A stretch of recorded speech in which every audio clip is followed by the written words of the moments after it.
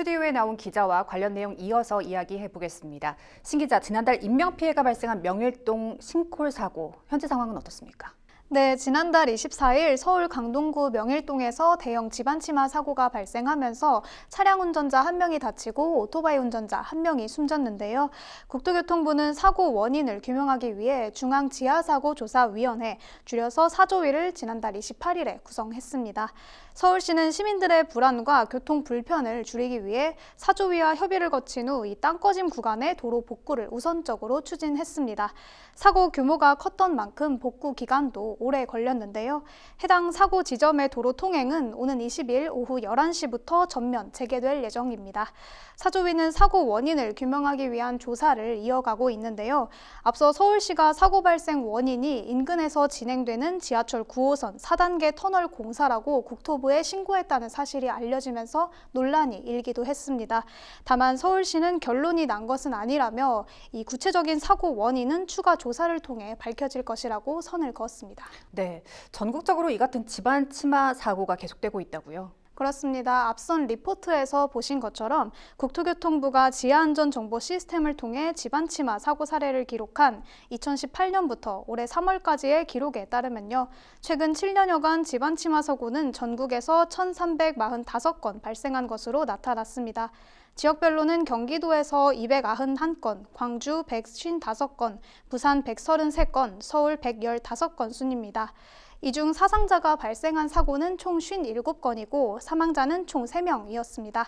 다만 이 공사 현장 작업자가 아닌 차량 운전자가 사고를 당해서 사망한 경우는 이번 강동구 명일동 사례가 최초라고 할 수 있습니다. 네, 집안 치마 사고가 무서운 이유는 예고 없이 갑자기 발생하기 때문인데요.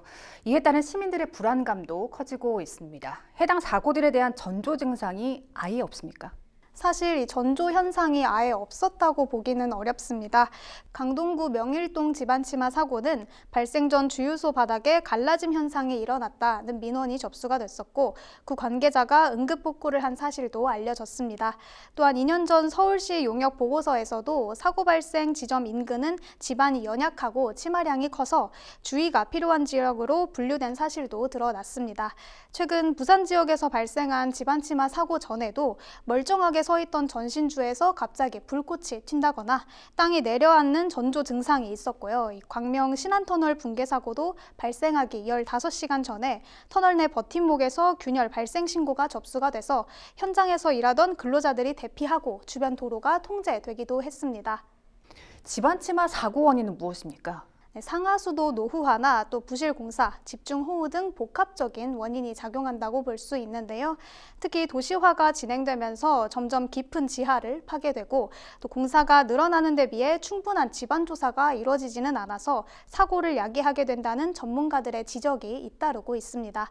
실제로도 지하 공사가 보다 활발하게 이루어지는 도심 지역에서 이 집안치마 사고가 더욱 자주 발생하고 있습니다. 집안치마 사고를 원천 봉쇄할 방법이 없기 때문에 시민들이 느끼는 공포도 더 커진다고 볼 수 있습니다. 그렇군요. 집안 치마 사고와 관련해서는 어떤 대책들이 나오고 있습니까? 네, 일단 지난 2018년부터는 지하안전 관리에 관한 특별법이 시행 중인데요. 최근 명일동 사고가 발생하면서 서울시는 이 법에 따라 대규모 지하 굴착 공사장과 주변에 대해 우선적으로 지표 투과 레이더, 즉 GPR 장비 탐사를 집중 실시하고 있습니다. 또한 도로 아래 집안이 비어있는 상태인 공동 보수와 도로 관리도 함께 진행하고 있습니다. 다만 아직은 이 법안이 시행된 지 7년 정도밖에 되지 않아서 지속적인 보완이 필요한 상태인데요. 전문가 인터뷰 듣고 오시겠습니다. 지금까지 5년 동안은 지하안전법을 빨리 정착시키고자 하는 목적이었어요. 그런데 앞으로 5년 동안 2차 기본계획은 뭐냐면 정착된 그 지하안전법에 조금 완벽하지 못한 부분을 좀 개선하자. 그것이 이제 정부 주도보다는 우리 지자체하고 협업을 좀 강화하자. 뭐 이런 부분들이 내용이 좀 담아 있고요. 지금까지는 대응의 영역이었어요. 그러니까 집안치마 사고 나고 빨리 복구하고 어떻게 이렇게 해야 되는 거였는데 예측하고 예방하자. 그러니까 예측을 하게 되면 취약한 지역이 나타날 거 아니겠습니까? 이 지역을 보다 관리를 잘해서 예방을 하자.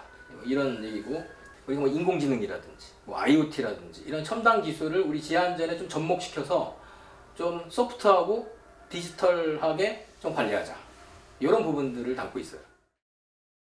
네, 만약 집안 침하 사고를 당했을 때 피해 보상은 어떻게 되는지 궁금해하는 분들도 많을 것 같은데요. 네, 집안 침하 사고가 발생하게 되면 책임 주체가 최종적으로 손해를 보상해야 하는데요. 상하수도관이나 도로를 소홀히 관리한 것이 원인으로 밝혀지게 되면 이 관리를 담당하는 국가나 지방자치단체가 책임져야 하고요.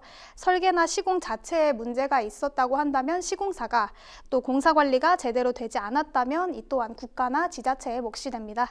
다만 이 책임 소재를 가리기 힘든 경우가 많기 때문에 철저히 조사를 거쳐서 정확한 원인을 찾는 것이 중요합니다. 관련 영상 보고 오시겠습니다. 이런 사고가 발생했을 때 원인을 여러 가지로 해버립니다. 그렇게 되면은 결국 누구도 책임지지 않는 상황이 되고, 그렇게 되면은 결국 유야무야되고, 그다음에 대책이 마련될 수가 없는 상황이 되겠습니다. 다시 얘기해서 저희에서 누구도 책임이 없다는 뜻입니다. 누구도 책임이 없으니까 그 다음 대책이 없겠죠. 만약 차량을 운전하다가 도로에서 싱크홀이 발생해서 피해를 봤다면 자차 보험을 통해서 보상받을 수 있습니다. 자차 보험에 가입되어 있지 않은 경우에는 국가나 지자체, 시공사 등 집안 침하 사고의 책임자를 상대로 손해배상을 청구하셔야 합니다. 또한 이 운전자가 상해를 입거나 사망에 이른 경우 보상받을 수 있는 보험이 있는지 살펴봐야 하고요. 실손보험이나 상해, 사망 시 보험금을 지급하는 보험에 가입한 경우 이 보험금 수령으로 피해를 보상받을 수 있습니다. 네, 소잃고 외양간 고치기식 대응보다 예방이 중요한 시점입니다. 선제적 점검이 실효를 거둘 수 있도록 더욱 촘촘하고 정교한 보완이 필요해 보입니다. 오늘 여기까지 듣겠습니다.